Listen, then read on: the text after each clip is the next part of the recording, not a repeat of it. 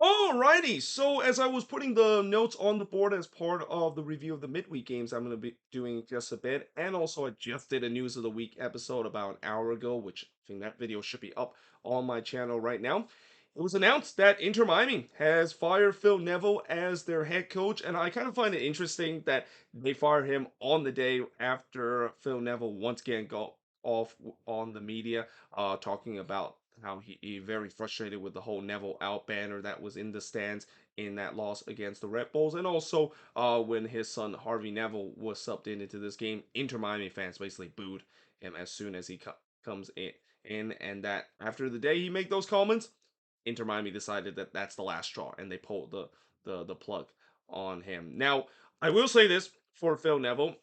I will give him credit the fact that I think he definitely lasted longer than what I thought he was going to be with Inter Miami, because I thought when he came into the league in 2021 he was probably going to be the guy that was going to let go first, especially when you look at the resume that he's been having. The only experience he has in the head coaching role was with the England women's national team, and although he kind of had some good success with it, guiding that team all the way to the semifinal of the Women's World Cup, he also has kind of made a lot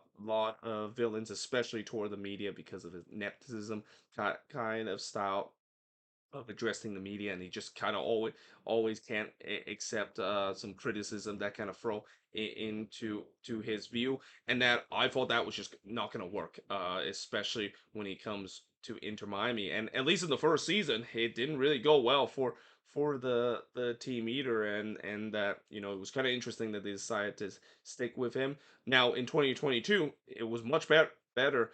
for him, even though Inter Miami kind of had a bit of an inconsistent season, though in the latter part he kind of really proved a lot of people, including myself, wrong, able to guide that team to make it to the playoffs. And it looks like things were looking bright for this Inter Miami team. I mean, last season I thought they were kind of ahead of their schedule in terms of the complete rebuild that they decided to do in 2022, and you're just thinking maybe things could even improve heading into 2023, and no, it has not been the case. I mean, at least in early sense, it was the case with them winning their first two games, but then followed by a six-game losing streak, and then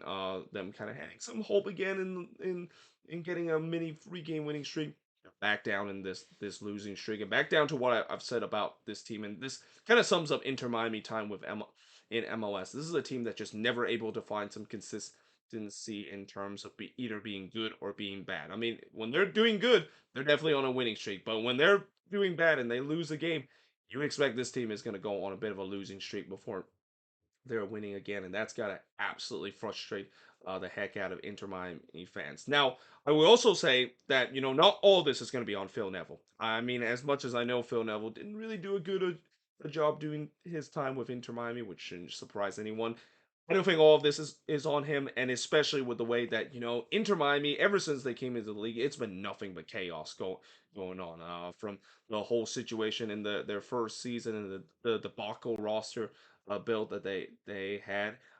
to the whole Diego Alonso hiring not working out because him just kind of tinkering the team to a point that it just didn't work out. And then we saw the whole sanction that was going on with Blaise Matuidi, and that it basically forced some of their high rank official and forced some of their well, yeah, force their sporting director Paul McDonough to basically resign, and even the Moss brother was fine because of this whole situation. And then them kind of suffering through the penalty and can only make limited signing heading into that 2021 season when they just kind of completely blow it up. Well, what I'm basically trying to say is there hasn't been a lot of stability with this Inter Miami team. Though again, this season there was hope that maybe that stability is going to happen, especially with the way the roster is built. Maybe this is going to be a year things are going to go. And heck, they even grab the one of the Sounders sporting director, Chris Henderson, into this team, trying to fix this mess that it's been built, and it looked like it was heading to the right direction in last season, but just seems like it's not once again heading into this year too. And again, when you look at this roster that's built, very weirdly built. I mean, it's a raw roster that I can see there's potential that could be good, but then there's also definitely some issue with this roster, and especially depth is going to be a huge issue, especially in the midfield where their entire midfield has just been completely destroyed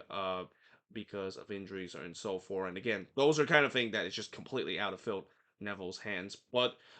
still, it looks like time was always our writings was always on the wall whenever Phil Neville take charge of this team. And again, this is seems like it's going to be the time for Inter Miami to move on from him. And now going forward, who is it going to replace him? I mean, I have heard rumor that it seems like Tata Martino could be the guy to replace him, but I don't know if that's going to be the right fit, and especially I don't know if any head coach is the right fit in terms of what's going on with Inter Miami. Again, this team is just built so weirdly. The fact that it's going to take a miracle, and it's going to take something like a Pat Nolan kind of miracle to try and to work this team out to get them back to a competitive level. But as of now, at least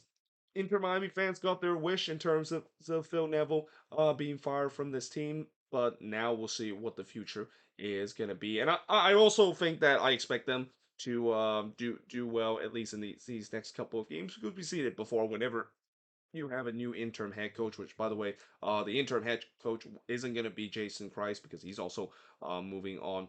from Inter Miami. It looks like I think it's Javier Morales, the one that's going to be the interim head coach. There's no doubt that this Inter Miami team is going to have that new interim head coach boots that we see with the Red Bulls and the Chicago Fire. But as we know in this league, there's a reason why it's called the new interim head coach boost, and it's not like a permanent thing because you get some resort in the first couple of games, and then things kind of look a little bit dire as the season goes along. And again, it'll be interesting to see whether or not will they, of course, find a new head coach. And it's also important to know that unlike the Fire and the Red Bulls decided to name their interim head coach just on a permanent role for the rest of the season, we still haven't heard whether or not if Inter Miami is going to do the same thing. Most likely, it probably won't. They might be looking for a new head coach before the season is over. And like I said, Tata Martino is definitely the guy that's been linking, especially it could make sense with the way that if he is gonna go to Inter Miami, he's gonna be linked up with one of his former player in Joseph Martinez down in South Florida too. But let me know in the comments below. What do you think of this news, and what do you think is gonna be happen to this Inter Miami team for the rest of the season? Will they get a new head coach to guide themselves back into making the playoffs like they did last season, or is this just kind of a year where they're just going to blow it up and just kind of say that this is a lost year. I mean, I know there's been some Inter Miami fans have said that. Well, we're basically hoping that eventually once Messi does come into this team, then this team is gonna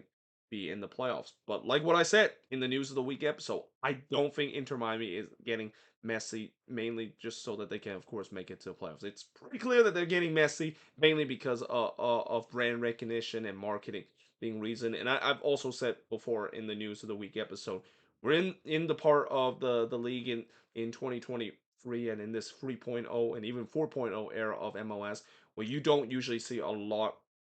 of well-known superstar that is past their prime and come to MLS for one last paycheck, and they're gonna make a big imprint in terms of the performance of the team. I mean, they definitely will make an imprint in terms of the marketing and the fact that it's gonna be more recognizable of the fact that hey, looks like he has come to this club, and we should definitely focus on this club a little bit, but definitely won't help in terms of the